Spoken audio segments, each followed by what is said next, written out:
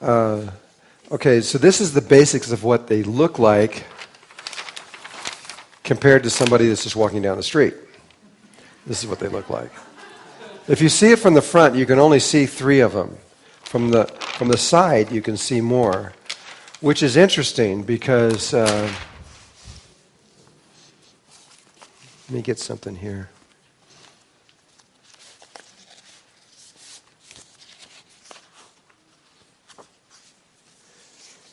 This is a Russian icon. And you remember when you see Jesus with those 3 beams coming out the side of the head? A long time ago they could see those. We can't very well right now. And this was one from my mommy from the 1800s. It's unfortunately you can't see it unless you get really close, but the beams are really good on this one because they're actually approximately the right size and everything. If you go in there. And I'll leave these out here so you can see them.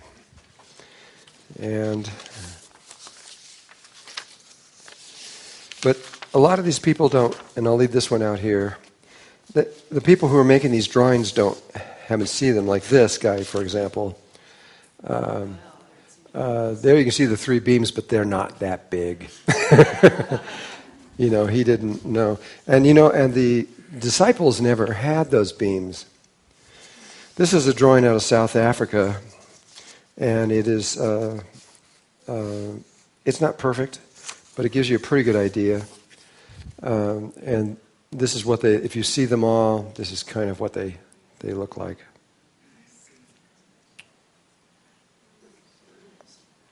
Okay. And I'll leave one of those out there too, so you can come and look at it a little better. I wish I had some of the Kachina dolls. Here in Hopi land, the Hopis combined with the Kachinas later on. A Kachina is an interdimensional being coming from another world. And if you look at a lot of the Kachina dolls, because not all Hopis have seen Kachinas. It's the same kind of thing with the Christians trying to draw Jesus' beams. But a lot of them, if you see them, they're accurate. And you'll see these beams coming out in this whole thing. And all ETs have these beams. There might be a few exceptions, very rare exceptions, but they have to have this level of consciousness, or they never could get here in the first place. And the beams are tied. If you look at animals, these are the spots where the horns come out. They're real entry points into the brain, and except we never see this unicorn one. We only imagine it. Anyway, I'm going to keep going on this so that you can get a good idea where we're going with this.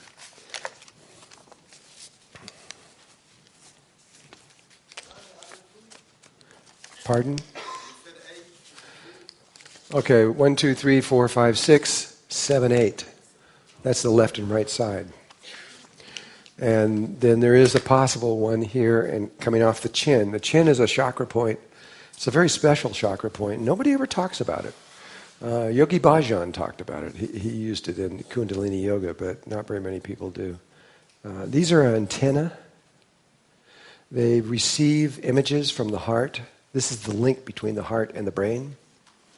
If you don't have these things functioning, you don't have a connection between the heart and the brain.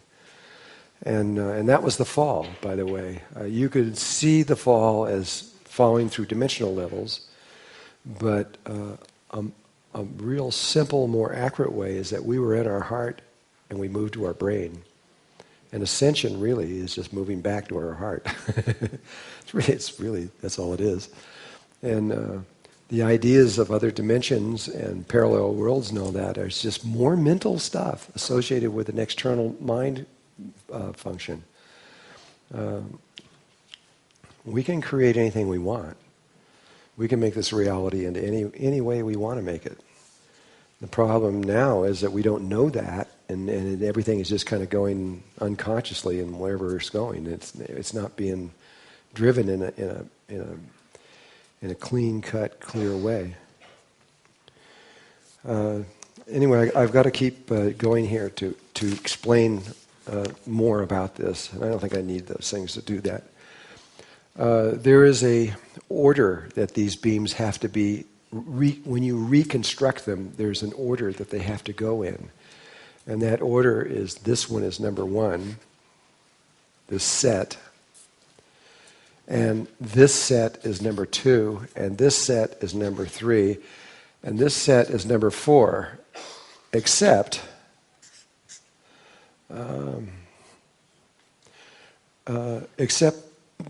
you don't have to do this one. It's related to tetrahedral geometry and the way that, very much like the GPS system in the sky. By the way, Bob Dratch invented the GPS system that we're using in the sky when he was 11 years old. and he gave it to Texas Instrument, and they stole it from him. They stole the whole idea, but it's so simple. It's just that if you take a tetrahedron, and if you have 3 satellites aiming at one spot on the Earth, you can measure those differences and get a very accurate place. So we use a lot more than 3. We use a grid of them. There's like 20-something of them. And the more you use, the more accurate it is. But in this case here, once you do 1, 2, and 3, 4 just happens. You don't have to do it. Now that I've said that, there is, every once in a while, it's extremely rare. I've only seen it once, but because I've seen it once, I know it can happen. Every once in a while, it won't happen. It's probably I'm just guessing, maybe 1 in 10,000 people. But if it doesn't happen, then all you do is you just manually do it. That's all it is. But it usually will happen. It's the same way in the GPS. If you know 3 points, you know the 4th. So you only have to do 3. Okay, so that's the order. You begin with this one, then you come to the left, right, then you come to the third eye one, and then this one will happen automatically. They also have a polarity associated with them. And this one is positive, and the opposite is negative. This one's positive, this one is negative. And this one is positive, and this one is negative. And the one on the left side is positive, and the one on the right side is negative. So this side is positive, this side is negative.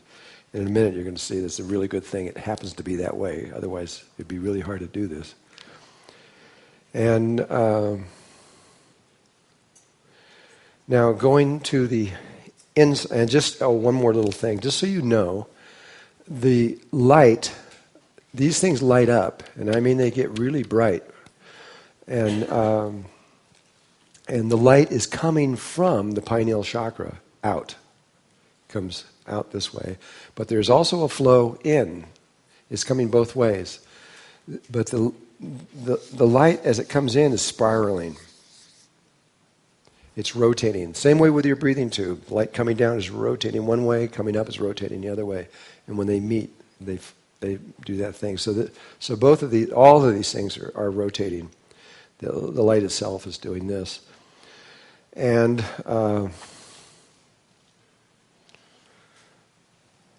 when they are fully activated, there is a sphere. Now this does not happen, and it will not happen today, and well, it might. It probably won't happen today. And but when the heart is completely linked back to the brain, the way it was 13,000 years ago, a sphere appears. Now this sphere is not going to fit perfectly in here, but it gives you a pretty good idea. They're literally on the surface of that sphere, and that's why there's a slight curve that's on there. And this sphere is perfect. It's perfect. But it doesn't appear until these other things begin to happen that we're going to talk about. Before you get out of here, you're going to understand this completely. We're not going to leave anything out or hide anything or anything. I mean, it just takes a while because it's complicated. But interesting that once you understand this, to actually do it is not that hard. It's really easy. It's much easier to do than the Mer-Ka-Ba. And this is simple. Once you get it, it just kind of happens. Once you know how to set up one set of beams, the rest of them are all the same thing over and over and over. And now I'm going to talk about the inside, what's going on inside the brain. This is what happens as it leaves the surface of the skull. It's these pure, white, clean beams of light. And but inside, there are these little, they come like this and they curve. And they're very organic in nature. They're very much like electricity, and they're moving all the time. They're wiggling. You know those little spheres you can buy with electrical things? You see these things going up to the thing. They look kind of like that. They're constantly changing and moving, and they come like this. They're never the same.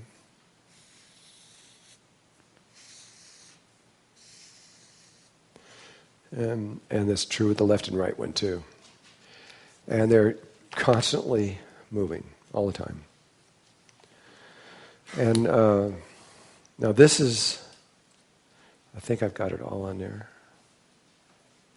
This is what would be if the heart was fully connected with this. But that's not how it is for most people. Not only do they look like this, but the inside, okay, this is the pineal gland.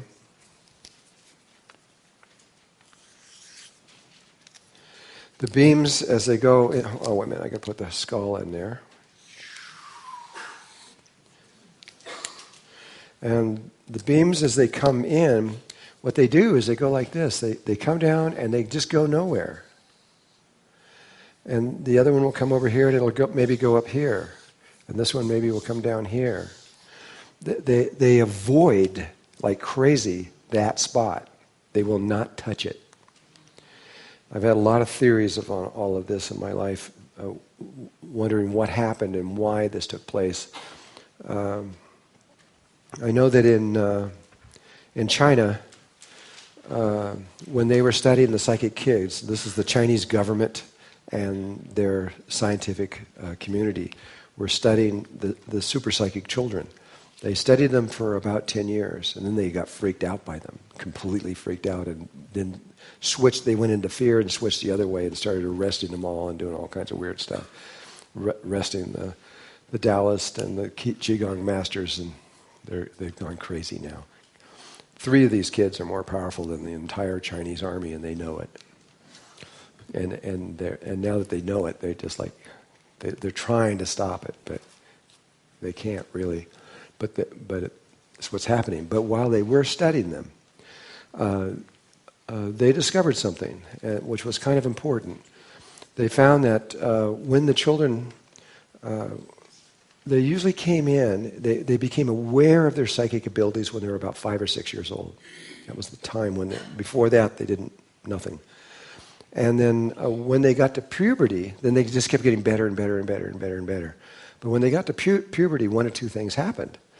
Either they just kept getting better and better and better and better and better and better, or it just shut off, and they couldn't do it anymore.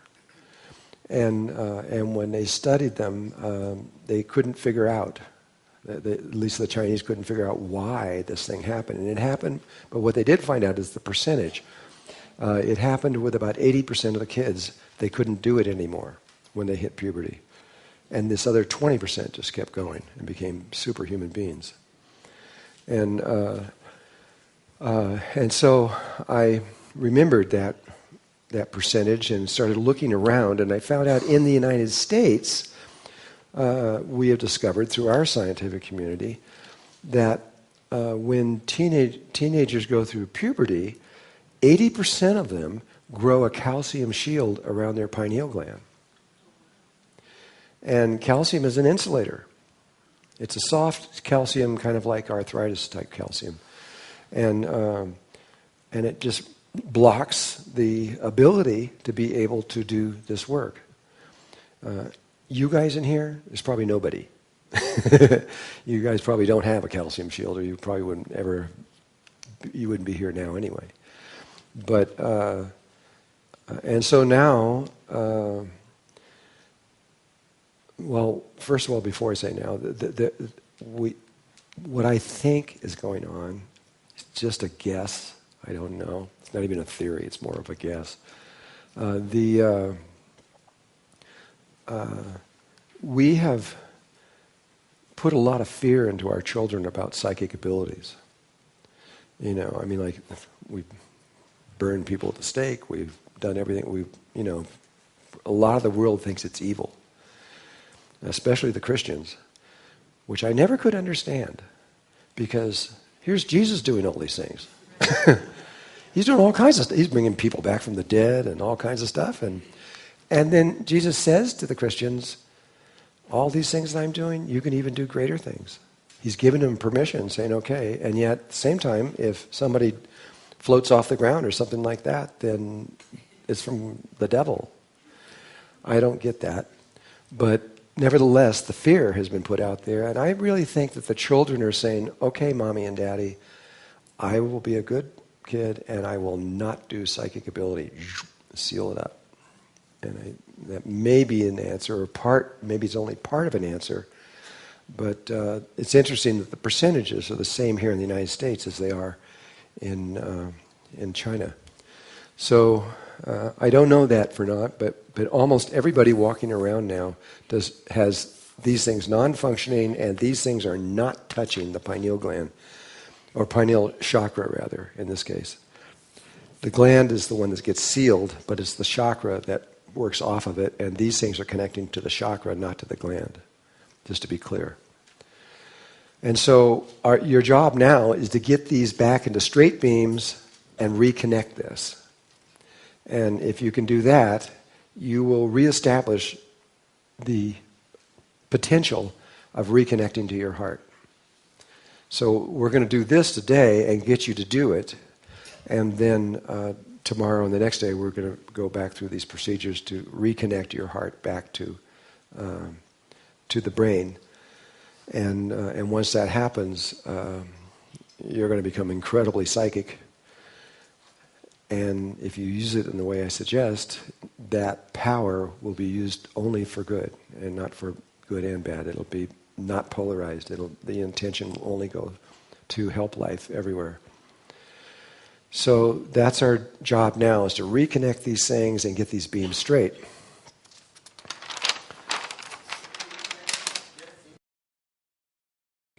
When we reconnect it, it connects to the gland or still to the chakra? No, you mean these beams? Yeah. They connect to the chakra, not to the gland. Even after the activity that we will do? Yes. You don't have to... The gland is only the source of power.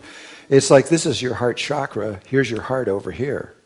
There's a direct connection between the two, but they're very different. And they're both important.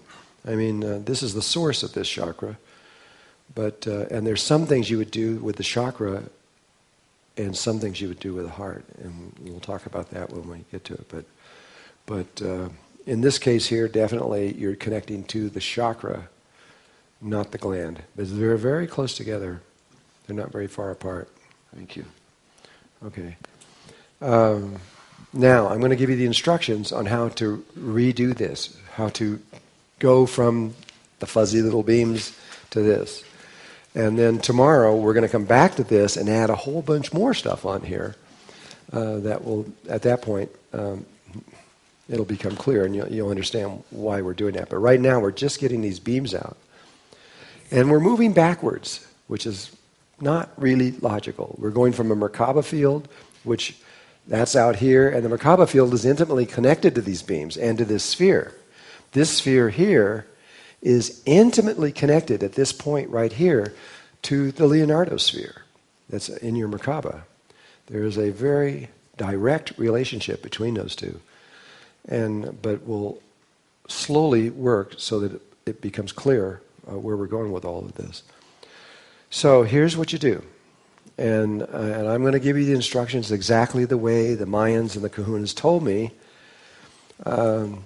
which is how to do it on another person, because they do it, the way they teach you is how they're going to do it to their children when they reach puberty.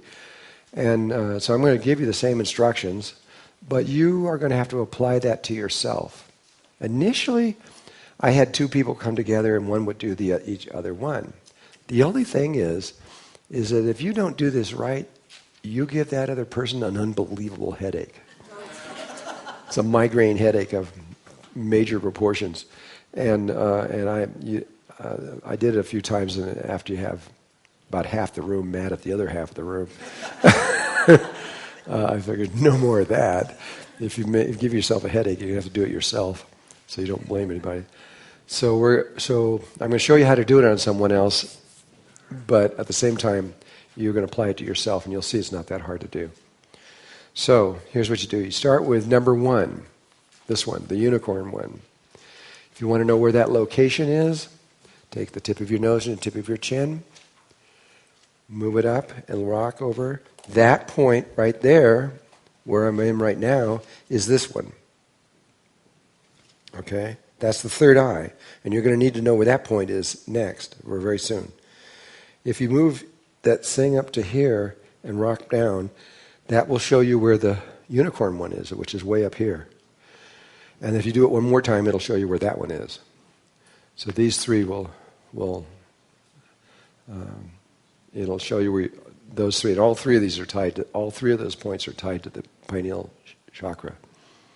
We're going to come in with other glands and things here later. There's a lot of other stuff in here that all has to be operating at the same time. It's a much more complex pattern. I just want to get these beams out right now.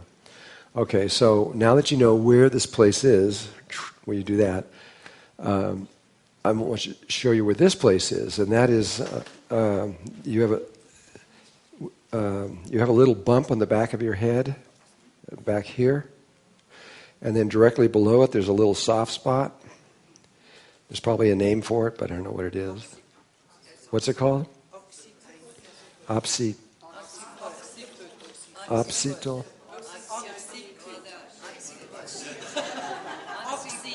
You all sound like you're saying different words to me. Occiput?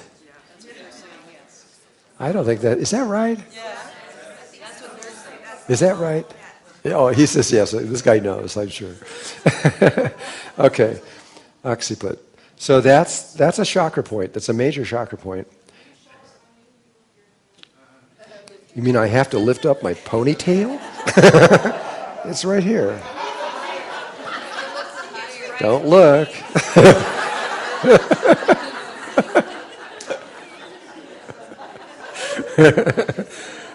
Okay. Anyway, so now you know where these come out of.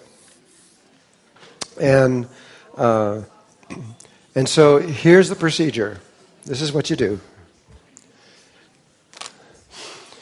Again, this is on somebody else, but you do the same thing. Okay, you got a fuzzy thing here, right? You just reach up with both hands. You have to come around to the left side of the body. That's why I have it facing this way. You can't go around to the right side of the body if you do it to somebody else. It won't work. And I'll explain why in just a moment. You have to come around to the right side of the left side of the body. The left side of the body. And the reason is because this beam coming out of here has a positive charge, and this one has a negative charge. And you've got to use your hands, and your left hand has a negative charge, and your right hand has a positive charge. And so when you couple over the top of these, the negative hand couples with the positive, and the positive couples with the negative, and it works. It will not work if you try it the other way around. And so you come around here. So the first thing you do is you have this fuzzy little thing, and you have a little fuzzy thing here. And by the way, this one in the front is almost always bigger than this one back here.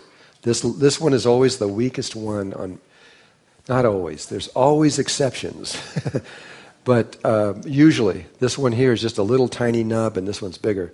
So you get this big, these clouds that are out there, and you have to see them, unfortunately. You don't have to see them on yourself, but if you're working on somebody else, you have to see them. For one thing, for thousands of years, they've kind of moved around, and they may not be coming directly out of those points. They may be up high, and this one might be low. This one might be off center, and maybe concussions or things that have happened over time. I don't know, but you just grab those things, and you grab this one, and you, with your intention, you tell the body, this other person or yourself, to go into a beam. But what happens is, even though you see this big fuzzy thing and you grab it and you tell it to go into a beam, it will, just like that, instantly. But the beam will usually only be about this long. Maybe this one will be an inch and this is a half an inch or something. It'll be really short.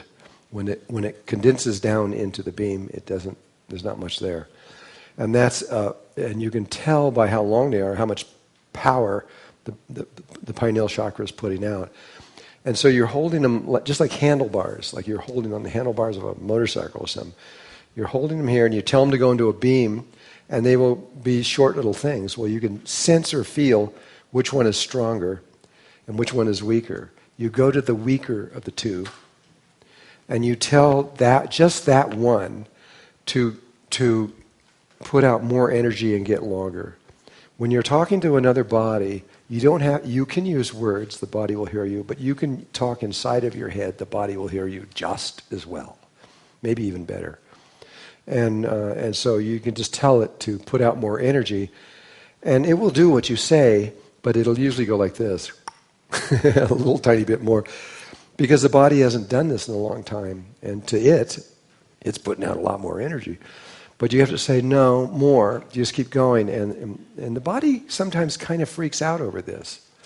The person itself is kind of usually going through something sometimes. But all you're going to do, you're not going to pull it all the way out.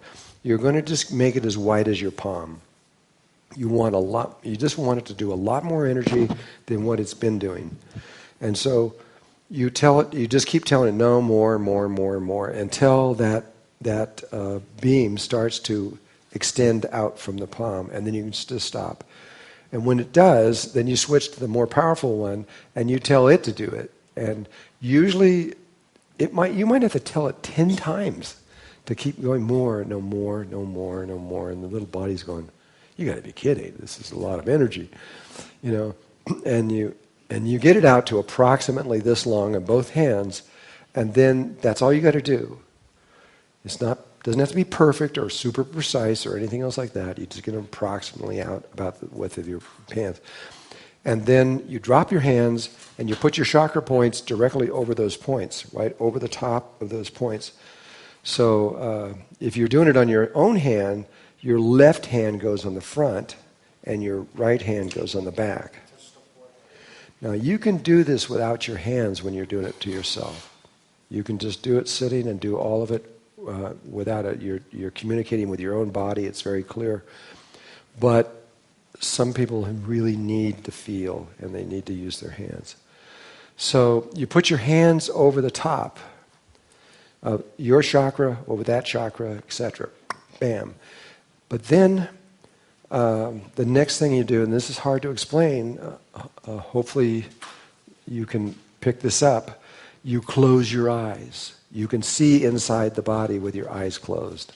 If you open them up, you see the surface or what's around it, but you can't see inside the body. If you close your eyes, and with your intention, you look to see the pineal chakra. If you do, it's usually, for most people, it shows up as red, and some people it shows up as black. For you, it might be turquoise. Who knows? But it's majority of people, it's usually red or black. And you see this. Once you see that, the next thing is to look to forget about all these other beams. You're only looking at this one now. You look to see these two little beams that are wiggling around there. And so you see the chakra point, and you see these little beams going like this. And now with your holding your hands over that, with your intention, you get those beams to connect to that. And they don't want to do it. They will fight you. You'll get them, and they're just like going, no, I won't do that. And you have to, yes, you will. And you've got to keep working with them until and a lot of times they'll connect, and they'll do it for like 2 seconds, and go, ha, and they'll break apart and start going away. They're doing a no-no. And so you just keep doing it until you get them to connect, and then you've got to hold it there for, it depends on the person, but at least a minute, and maybe even 2 minutes, until you can see that they're not going to break apart. And then when you feel that they're not going to break apart, and you've got them there, then with your intention, you pull the beams out from the palms, you pull them out, and they will follow right behind your hands as you go, and go beyond the sphere, because once they get to where the sphere is, they will stop. And so you go out this far out, say, you can go past it a few inches. Won't matter. Wouldn't matter if you went that far out. Just have to get out farther than 1 hand length away from this. And then the 1 hand length is this one for sure. And then it depends on the shape of the head. They have to conform to the sphere that's formed through that. So you pull them out. They'll come out. There's no sphere here now. There's just these 2 beams sitting there. And when you get them out, the next thing you do is you shift your attention to the very ends of these things. And they're pulsing. They're throbbing. I haven't done the geometry work, but I'm about 99.99999% certain that it's connected to the heartbeat, because these beams are directly connected to the heart. And I've learned some things about this. You can actually tell when someone's going to have a heart attack. You can tell probably at least a week in advance, for sure, if they're going to have a heart attack, when they're going to, because this beam here will rotate into this beam. And there won't be one here at all. It'll look like 1 beam here, and there's really 2. And if you try to separate them and pull them back, the moment you let go, they're spring-loaded. They'll go right back again. And it's a long story how I found out about this, but it happens every time. If you could get these beams up onto a computer screen, which you can do because they're electromagnetic in nature, you would be able to just take a photograph and know if someone's about to have a heart attack. And so once you pull them out and you feel you've got to feel this pulsing, and for me, I feel it in the palms. Well, what it is they're pulsing like a ping pong match. Pulse, pulse, pulse, pulse, pulse, pulse, pulse, pulse, back and forth. You don't want that. Is there anybody here who knows Jinsen Jitsu? Jinsen Jitsu? A little bit? I know that trick of feeling simultaneously.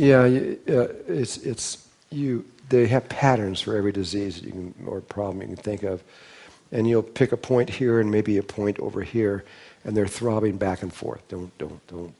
And you have to, with intention, get them to stop doing that and go pulsing the same. And as soon as they pulse the same, then you go to another set of patterns and get those to pulse the same, and you keep going, and then whatever the person's problem is just disappears. It's very good. But this is very similar. With your intention, you've got to get them to pulse the same. And so what happens is you're putting your attention in there to pulse the same, and you might go for 30 seconds, nothing happens, and then it goes through a moment of chaos, and the pulsing, which was going pulse, pulse, pulse, pulse, pulse, pulse, and then it goes pulse, pulse, pulse, pulse, pulse, pulse. It kind of goes crazy for a moment, and then pulse, pulse. They're pulsing the same. As soon as they are, you count the pulses. 1, 2, 3, 4.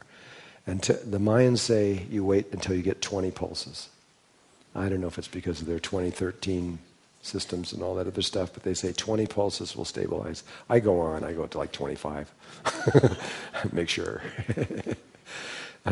But you have to do at least 20 pulses, and when you feel 20 pulses or more on there, you can drop your hands, And this beam will be connected in here, and it'll just stay there. And then you go around to the back of the person next to get to the side beams, because that's number 2. And you get to these beams on the side. Now, where it is, again, it's not the temples, but if you go right to where your ear comes to the to your head, it's just a little higher and maybe just a little tiny bit in front. It's right about there.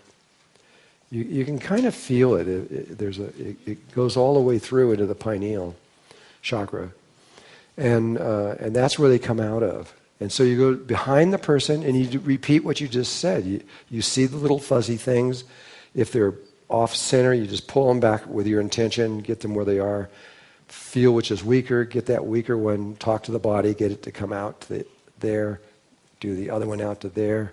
Put your hands on the palms on the person's head or on your own head if you're doing it. And look inside and see and you can see inside your own head looking with your eyes closed. and you'll see the pineal chakra, you'll see the little beams, you've got to get them to connect. Once they're connected, then you pull the beams out on either side. It's convenient because your left hand happens to be where the positive beam is. Otherwise, you'd have to be doing this kind of stuff, which is hard. And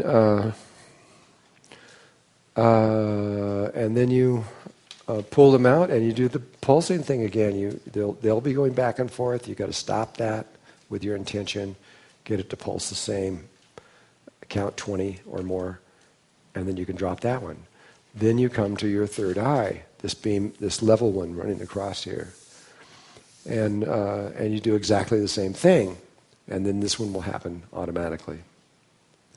And then you should not have to do this one. If you have to do this one, it's a little awkward in the sense that you have to do it here, but you can only reach this at the perineum. There's no other way. It's a long ways in, but to reach up through the tube is the only way you can get to this point because it's in the middle of your throat.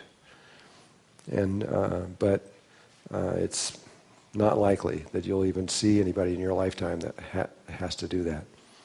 But just so you know, you can't reach this point from here. You have to reach it all the way from the breathing tube at the perineum. And so you got to know that person really well.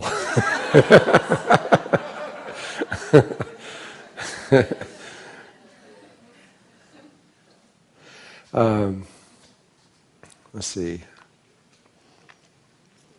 Once these are out and running, they will. What happens in actual practice, when you do it to someone else, is a lot of times they'll run for about 10 or 15 minutes and collapse, and you have to do it all over again. Usually, the second time will hold, and at which point it will go for quite a while. I don't really know how long. A long time. But really this system, to get these out, you only have to do it about 2 weeks, every day for about 2 weeks, and it's permanent. It won't go away after that.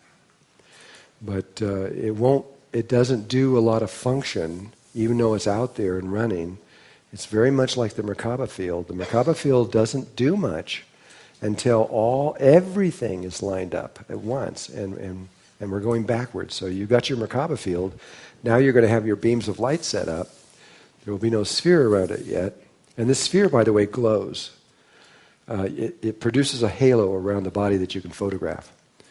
And science has done this. Dr. James Hart has discovered that once anybody goes into this thing and does this, their head actually glows in the dark and they can see them.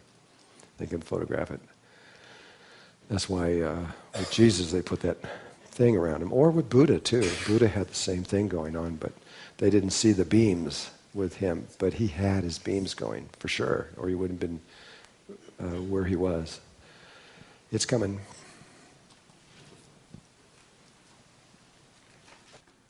You didn't say what is the weak one in the other two?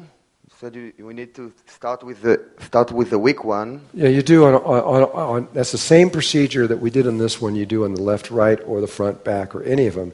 The procedure is identical on each one of them. So you always start with the weaker one to bring it out, then you go with a stronger one to bring it out. So there is no weaker one. I need to feel it, or is it always one side? I can feel it. If you can't feel it, then guess. It's not essential. You can start with the stronger one, but if you pull the stronger one out first, it's harder to pull out the weaker one. It's better to pull out the weaker one first and then the stronger one. And it will only work if you do it in this sequence. First this one. And in this order? Yeah. Both the Kahunas and the Mayans are really adamant about that. Yeah, this is the order. And not to go in any other order. I've never even tried it in any. I just trust them, and so I've never even tried it in any other order. I'm not trying to develop a new science or anything. I just, if you say so, okay. And that's what they told me is you got to do it in this order.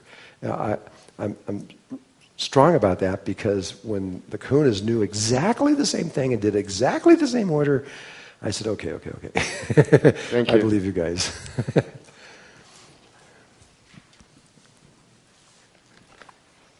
Is it right to say the pulse that you feel on your hands should be equal to a person's heart rate? I believe you will find that it is directly connected to the pulsing of the heart. So is that means that we can actually check the exact pulse? Yeah, you should be able to. Yeah, if you want to hold somebody, if you want to do experimenting, you should be able to do that. Meaning that we've done it correctly then? Huh? You don't what? Does that mean that we've done it correctly, the rate we feel and the exact rate of the person? Well, if they are equal?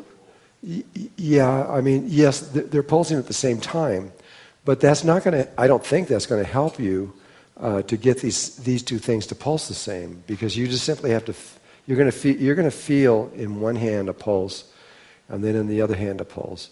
And you've got to get them so they're pulsing simultaneously. Okay, once you've got them both. And it doesn't matter if you've linked it to the heart or not at this point. But I'm almost certain for sure that that's what it is.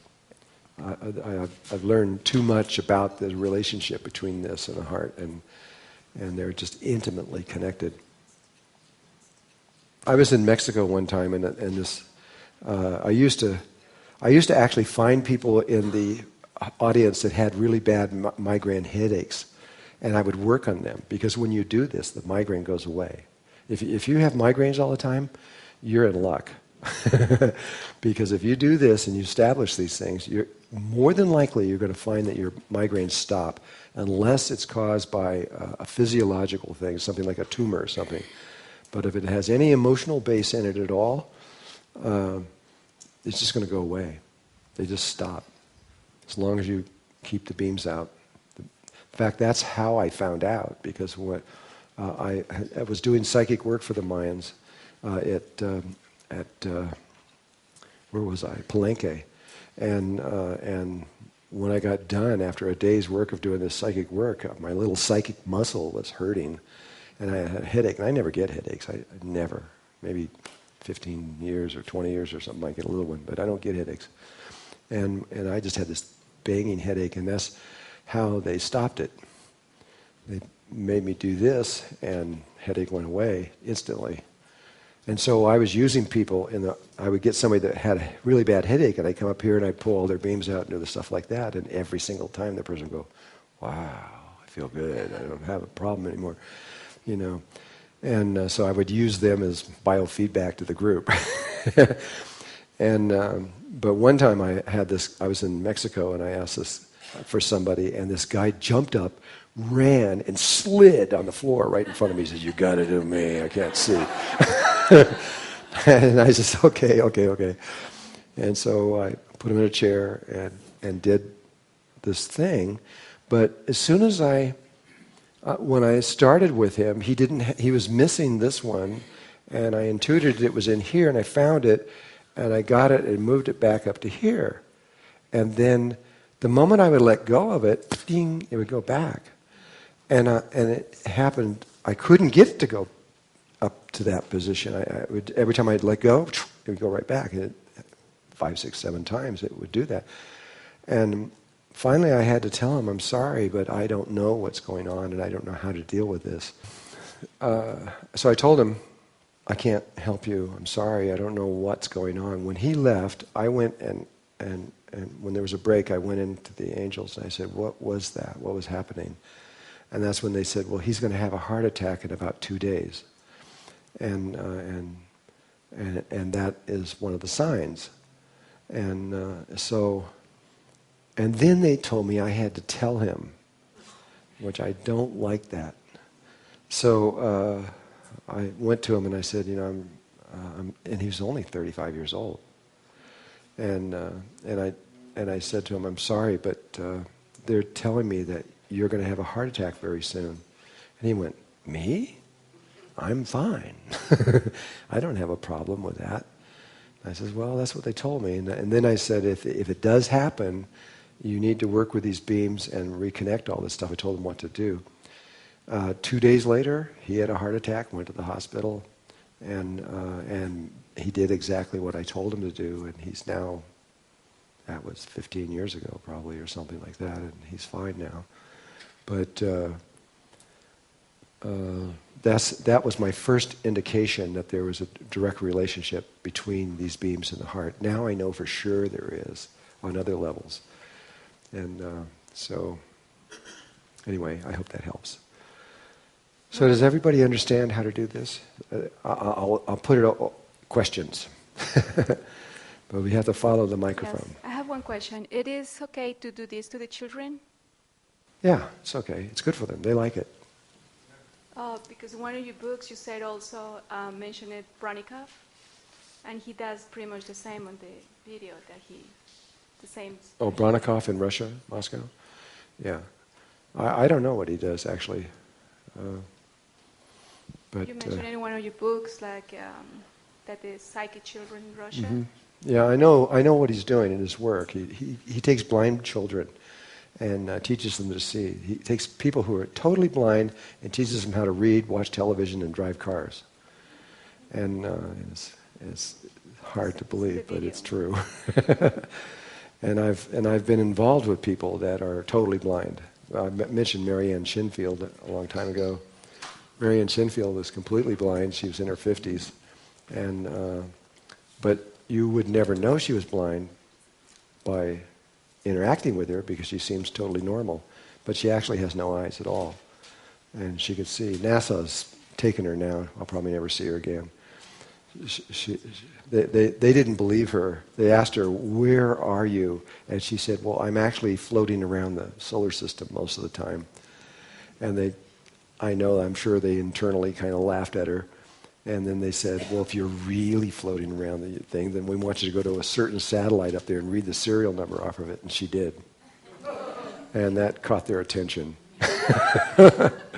And so they use her as eyes to go out and see, because she can go to Mars or anywhere and just go right down to something and look at it and tell them what they see.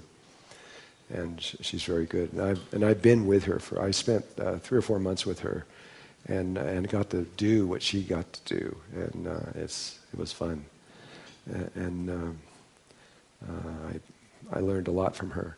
But more recently, I was with the Navajo and with one of the shamans there, and I took a group into Antelope Canyon, which is on Navajo land. You have to get their permission, and so he took us there, and he is also a shaman. And we were there with his 2 aunts, I think they were, these 2 women that were a little older than him, and so he led us through the canyon. He gets to the other side. He tells us all these stories and things. He comes in and he sings peyote songs to us. And he takes us outside on the other end, and then there's a natural-looking snake that was not carved that points to the entryway to this place. And he's showing everything, where the snake is and the eyes and all this stuff like that. And all the group is looking. And one of the aunts come over. She's got her arm around me like this. And she leans over and says, isn't it amazing? And I said, what? What's amazing? She says, I don't think I want to use this name either, because I don't have his permission. But she says I guess it's their niece. Is that what it is? I don't know. And no, I mean nephew. It's their nephew. And she says, "Oh well, our nephew is blind. He can't see anything, but you can't tell." And so I didn't know that about him. Now I know. But boy, can he see internally. I mean, when we do shamanistic work, he is the most visual person I've ever seen inside. He can appear to me better than anybody I've ever seen. But he has no eyes. It was funny going back after she just told me that, and he's driving the pickup truck. And I'm in the back of his pickup truck. I got a blind guy driving over the road there. Life is weird.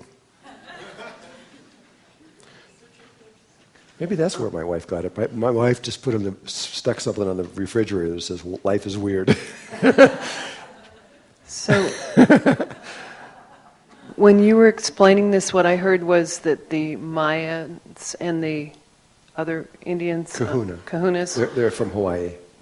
They do it on their teenagers when they enter. When they reach puberty, yes. And then what I heard was when the psychic children go into puberty, some of them do the calcium thing. Some of them grow, about 80% of them, at least in China, grow calcium shields around their pineal gland. So my question is, the woman just asked about doing it with children. So if you do it pre-puberty, is there something to look out for when they reach puberty? More than likely, if you establish this into them before they reach puberty, they're not going to grow a calcium shield, I'll bet you.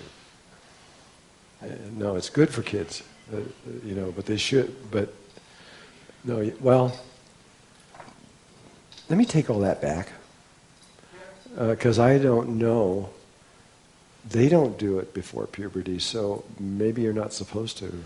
Because the reason I'm asking the question is because I'm making an assumption that the psychic kids are having this going on, and then some of them 80% do the calcium.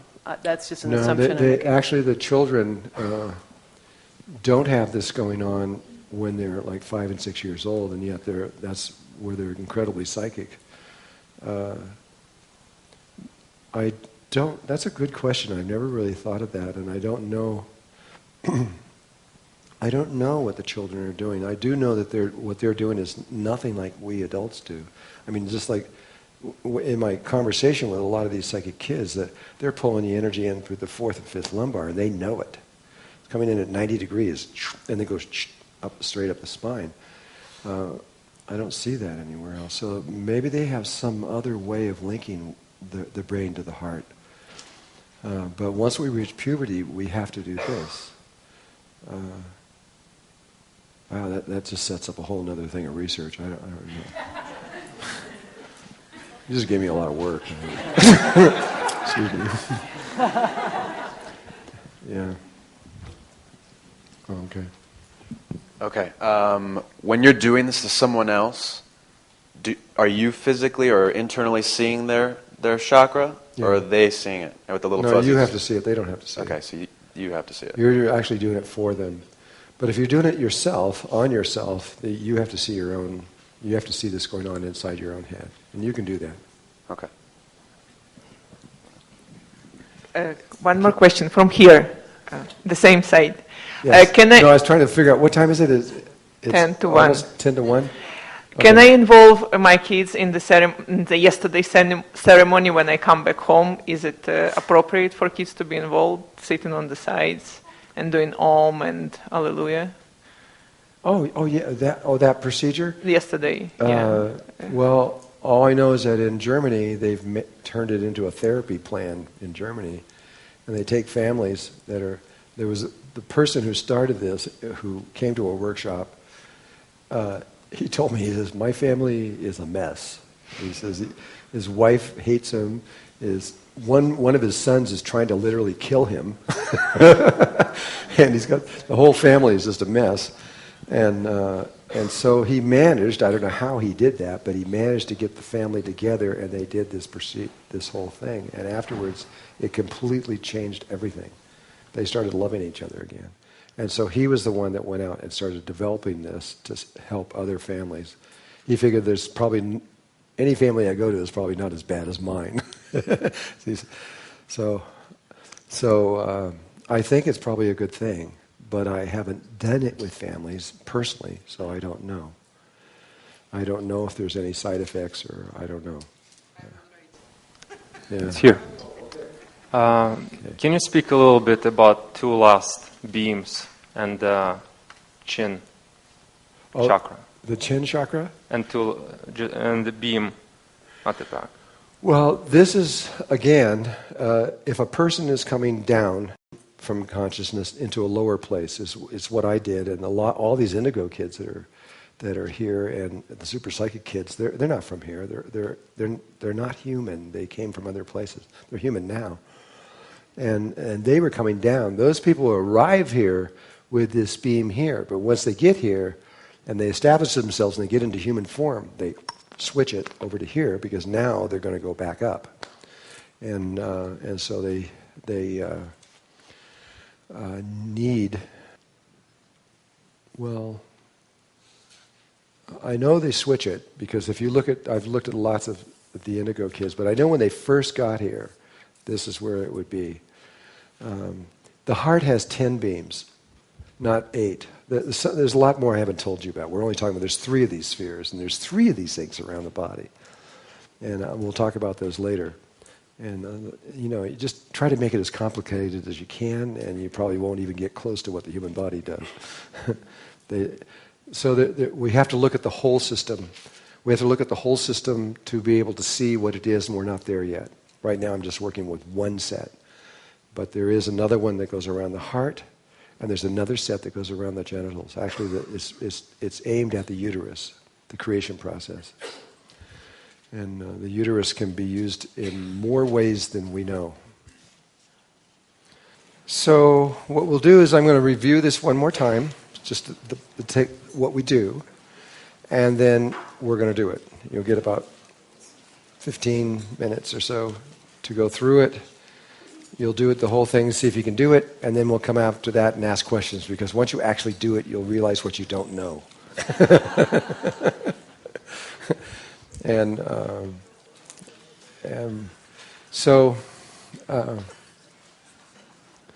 Okay, you got the basics here, okay? But we begin with this beam, number 1. We then go to 2, left and right, then 3, third eye, and then 4 you don't have to do. And so the procedure is, again, you either can see or sense or feel these things. And it's easier on yourself sometimes than it is others, because you're just going to be reaching up here, right in your own head. And you grab these things. If you're not sure, just use your intuition and just do the best you can. This works on most people, even if they don't really know how. It's because of the gland that we're working with. This pineal gland is a pretty interesting thing. It functions through intention more than anything else. So you, beginning with here, you will work on this one as 1, 2, and 3. So it's up high on your head. And you need to find that spot, and you need to find the spot back here to begin with. And you need to know where this left and right one is, just right where your ears come out. It's just a little bit higher and a tiny bit forward. And if you just kind of aim toward the center of your head, you're going to get there. Remember, the pineal chakra is in the center of your breathing tube. So you're really kind of aiming for the center of everything.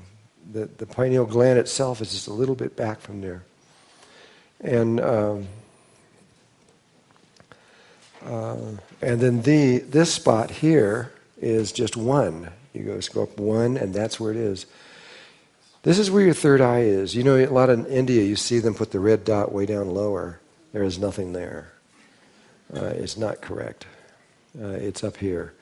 And later when we start talking tomorrow and next day about reconnecting to the brain, this spot's going to be very important because we are going to show you exactly how to open the third eye, precisely what to do.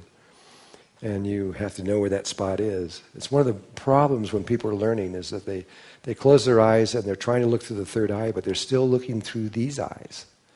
This is the reason why they cross their eyes a little bit to look up, because you've got to get your focus up here, not down here.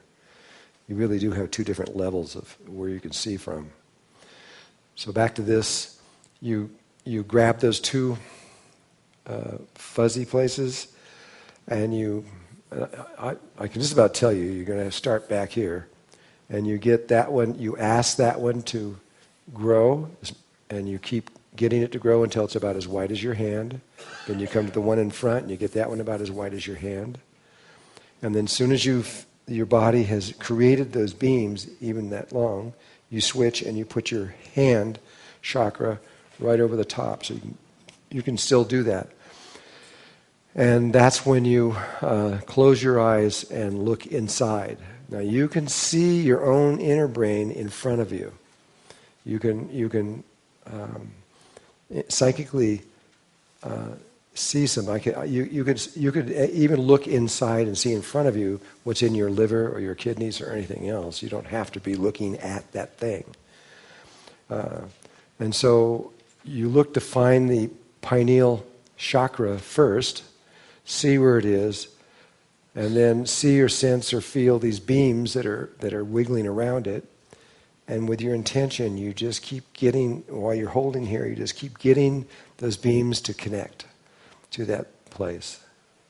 And you got to watch it, because they'll connect and they'll break away, and they'll connect and they'll break away, and they'll connect, and you have to hold them there. Once they're connected, really use your intention. Just no, you can't move. And then after about a minute or so, you can then feel that they're connected. You expand your hands out. You come out, and it doesn't have to be. It's all it's not your hands that are really doing it. It's your intention that's doing it. So if you're a little crooked or something like that, the body knows what you're doing. And so you pull them out, and then you have to sense and feel that pulsing. And again, you don't have to on yourself. You can put your hands and sit on them and just not even use them, and you can do it all just through intention. And you wait until you can get that pulsing the same, and then you count 20 or more pulses. And literally count them every time you feel it. 1, 2, 3. By the way, the speed of the rate which is connected to your heart, I believe, isn't important. At least not right now, not for what we're doing here. So if it's going pulse, pulse, pulse, pulse, pulse, pulse, or pulse, pulse, doesn't matter. Just count the pulses. And then once you get 20, you can drop your hands and you go to number 2. You do exactly the same thing, and then do to number 3. Do it 3 times, and then you're done. So, is there any final questions that you still don't understand? Okay, go ahead. When you say you need to connect them, they need to connect to the pineal gland, or they need to move energy between the whole cube? It's like from back to forth, or to the pineal gland? No, I'm talking about connecting these beams. One to another. It's like it. No, they don't connect to each other. They connect to the chakra point. And after they connect, energy goes through like one beam, or it's not connected? Well, the 2 beams then become one beam, but it's polarized. They function together, and so you have 4 male beams and 4 female beams, same way as on a star tetrahedron. And from what is the connection between the line? It's like this. Yeah. It connects in the pineal chakra. What do you mean between them? If there is any energetic connection through all the line.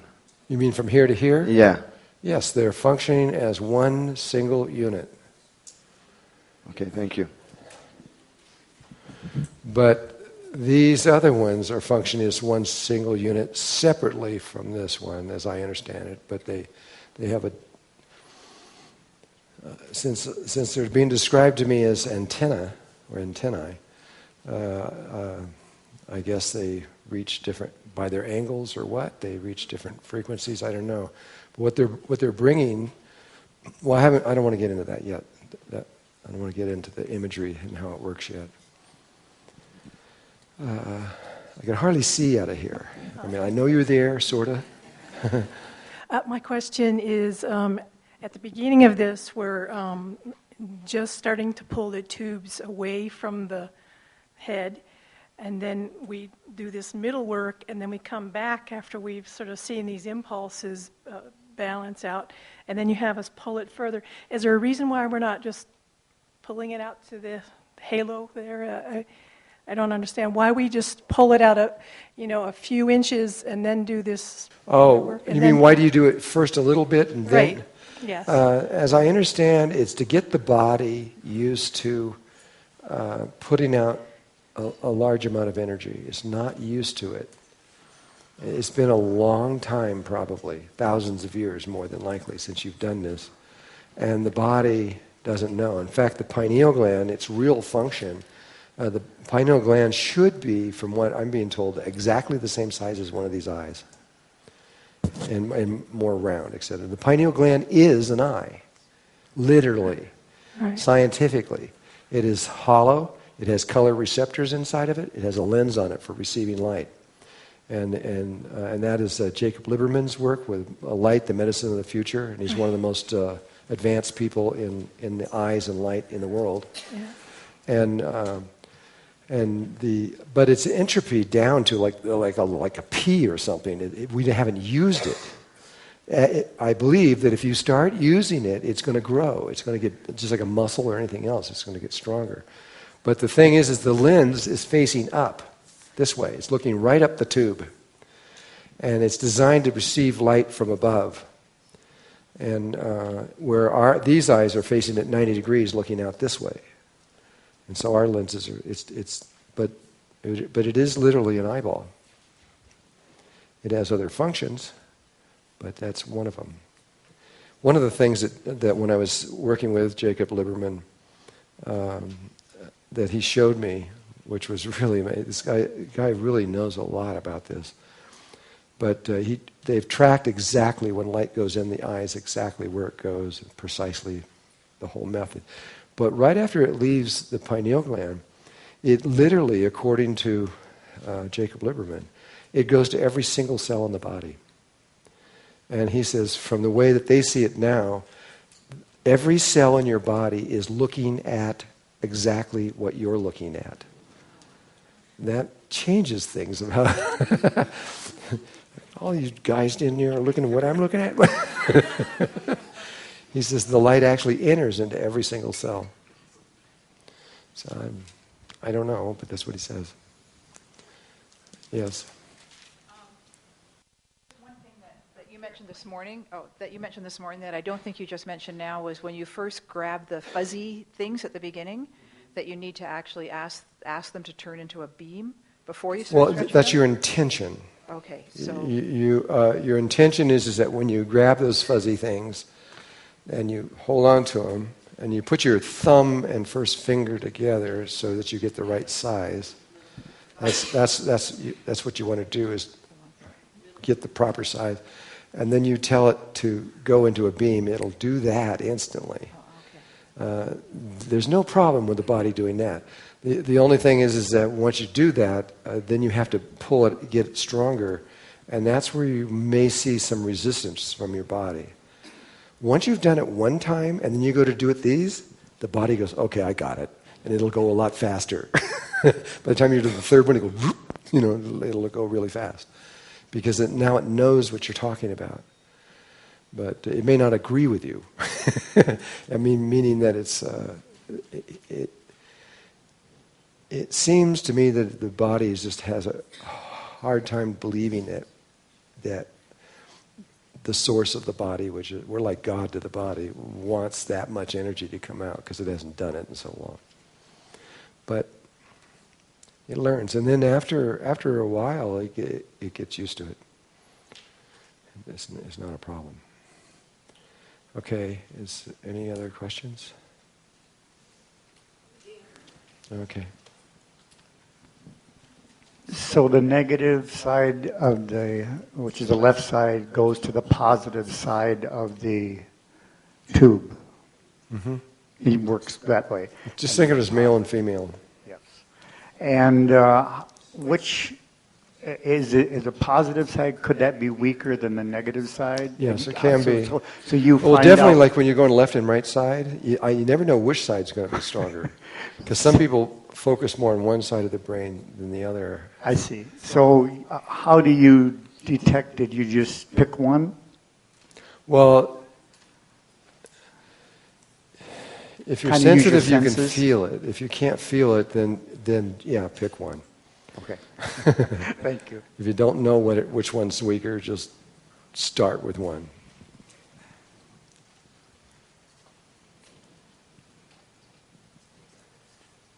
No? That's it?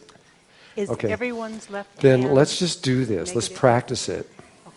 Do the best you can. Don't worry if you're going to fail or not, or who cares? I mean, just go for it, and getting hot under these lights. Just go for it and do the best you can, and then you will see where your weaknesses are and what you know and don't know. We'll have another discussion. I'm going to give you 15 minutes, because that's usually plenty enough time to do this one time, and then we'll have another discussion after that. So, you ready? Go.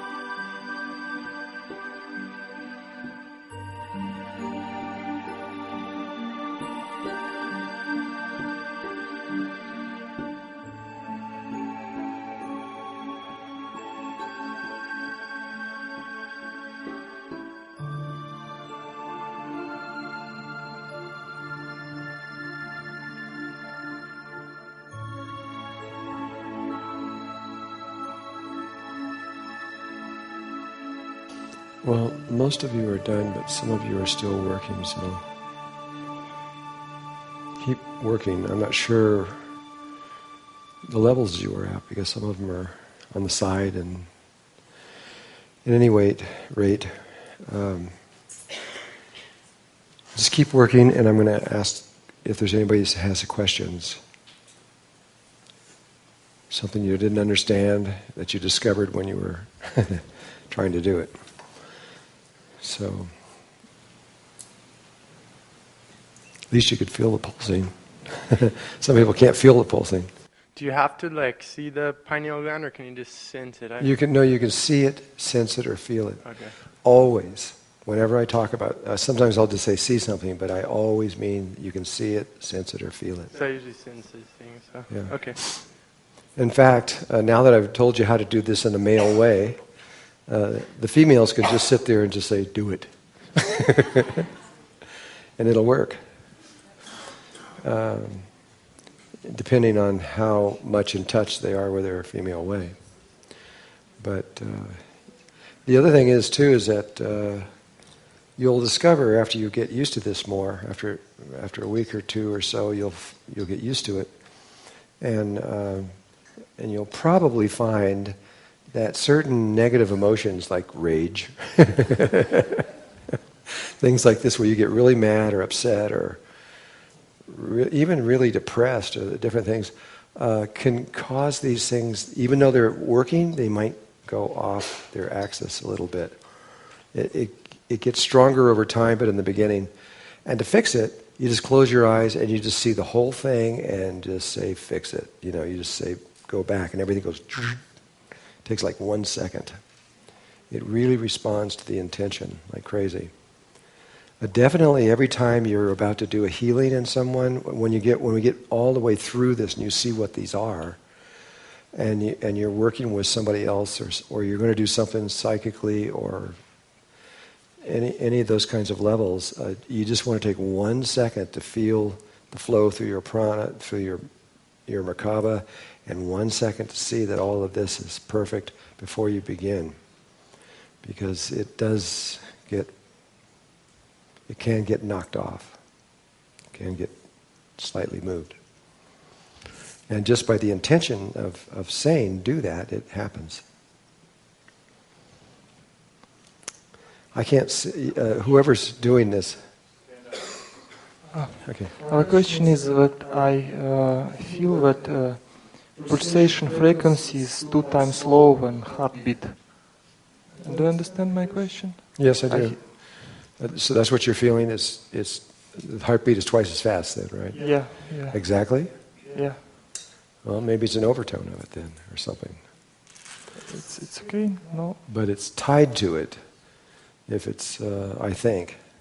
I haven't done this work, because it's not essential for what I'm doing right now to know if it's linked to the heartbeat or not.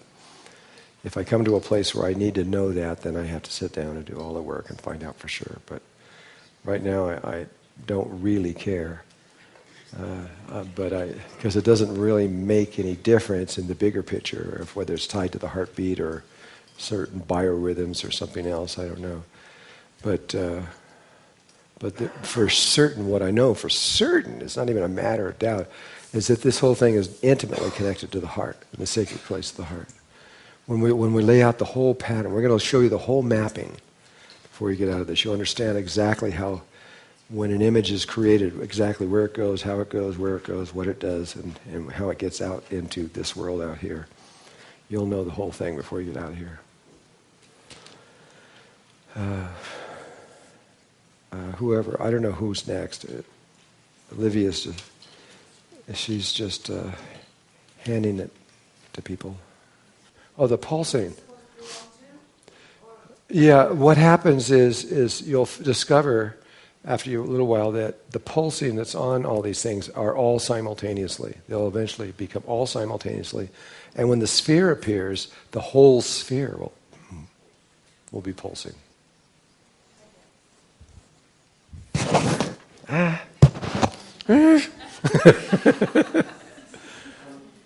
I activated it and it all connected, it felt like I had a hat on my head. Yeah, it does. It does kind of feel like a hat. And the pulsing, the first one turned on at 24, the second at 16, and the third at 24.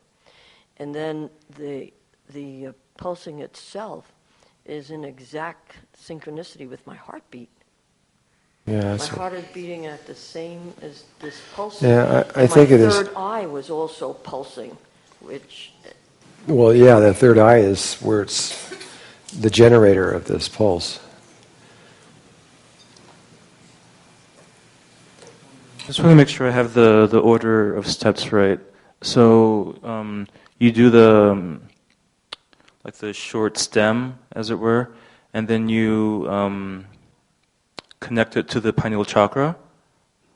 Is that correct? Yeah, you start here, get the shorter of the two, get them so they're both the same. You get them to palm length, and then connect to the pineal chakra, and then you make them the proper length, and then you fix the pulsing. Yeah, then you fix. That's right. Okay.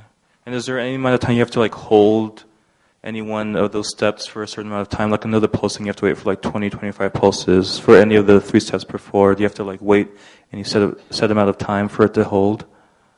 Oh, to hold?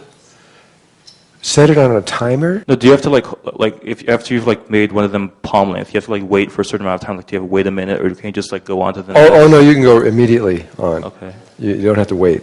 As soon as you do it instantly, you can go to the next one. Okay.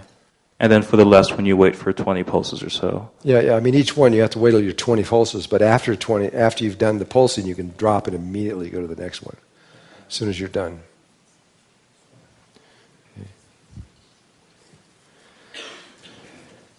And I just recommend you do this once a day for the next 2 weeks. In 2 weeks, this should become more familiar, and it's also more familiar for your body. But in itself, it doesn't do much. Just same like with the Mer-Ka-Ba. In itself, the Mer-Ka-Ba doesn't do much. But when you hook the Mer-Ka-Ba and this to the heart, then you're really talking about something that is the most powerful thing in the universe. There's nothing more powerful than this. If there is, I don't know what it is. It's so powerful I can't see it. Just a little clarification. When you've done the first stretch to palm width, and then you move to your chakras and you're working on the wiggles, are you back on the head, or are you out at the end of the tube where you stretched it to? Okay, you grab the beams, go get them both so they're both that way. Connect the beams inside, pull them out, and then get the pulsing. But when you're working on the wiggles inside the head, inside, yes. Are your hands at the end of the tube that you just stretched? No, that's when your hands are on the head. They're on the head. They're Okay, on the head itself. Thank you. I really want to get this clear because a few months from now you're going to realize how important this is, and you may want to help other people. Yeah, you want to actually hold the head. With your chakra here is the same size as these down here, and it's right here in the palm. This is a really powerful chakra in your hands and your feet too. So while it's coming out up to the circle, it's going through the hand. Yeah, you have a cone coming out both sides. Oh, is that what you? Oh, you mean the beam? Oh, yeah, the beam's sticking right through your hand. Yeah. Yeah, at the very end, your intention you pull out. You go past, and it'll go to the point where the beam is already out, and then as your hand goes out, the beam will just follow right behind it. Oh, so my hand goes out. Yeah, as you do this, go in, get the beams connected. Then the beams are out a little ways, but as you pull it out and you go past there, they'll just follow you. And when they get to this exact geographical location of the sphere, they will stop. And then your hands might go farther. Your hands could go that much farther. It doesn't matter. But the beam will stop precisely where that sphere is. Will be. Sphere's not there yet.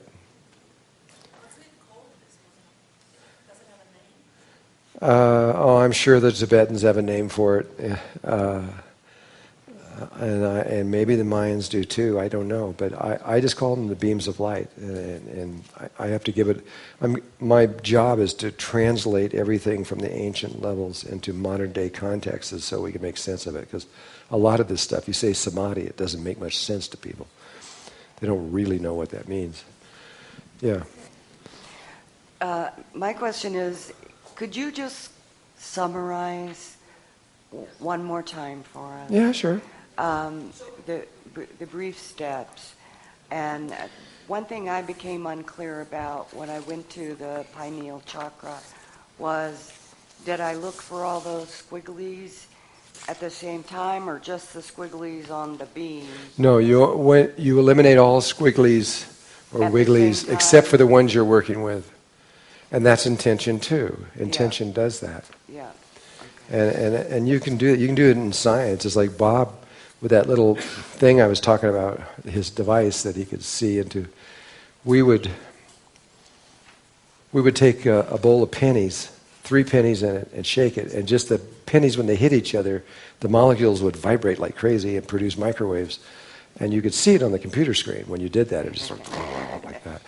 And so he would then, one of his demonstrations was he would take basically like a photograph, but it's more than that, a photograph of the bowl of pennies, which would go all the way to the most distant stars, as far back as forever. And the whole thing was picked on there. And then he would take everything other than the bowl and the pennies and erase it. He could now track that bowl anywhere in the world. And he was demonstrating this. It was so cool. I mean, he could take the bowl of the 3 pennies and have somebody walk 2 miles away and hide behind a rock. And then at a certain time, they'd say, okay, now, they would and shake him, and you would see it on the screen. But literally, you can go over the horizon. You can even get the entire Earth between you. It's that much mass. And still pick them up on the other side of the Earth. You can't lose them. Because he'll erase everything else. Yeah. And it isn't there. And so you're doing the similar kind of thing. You're going to erase everything else that's going on here and only look at those. And so you won't see these. Okay.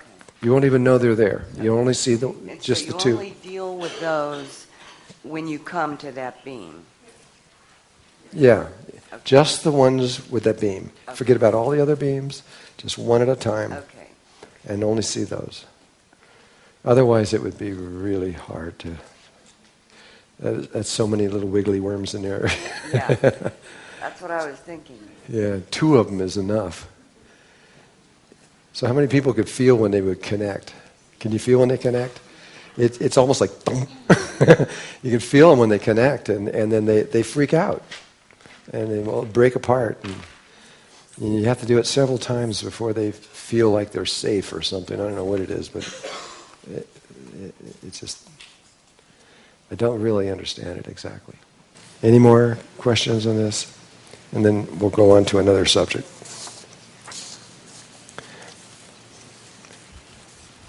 Hi. I heard that fluoride calcifies the pineal gland. So you think that fluoride is the reason why this calcium is building up? Yes, that's what I've heard. Water. I know, it's a bad thing. Fluoride and chlorine it's amazing. They put 2 poisons in our water. Chlorine is really bad too. They're both really bad.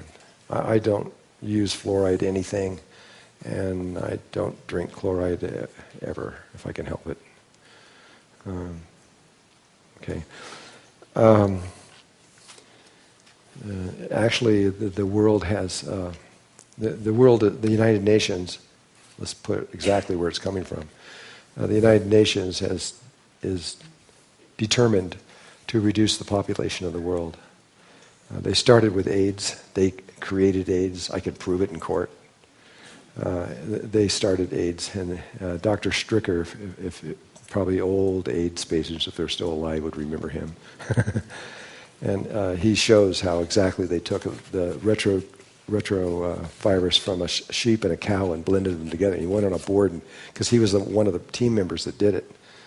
And they went through the whole thing and showed exactly the whole formula, exactly how they created AIDS, and then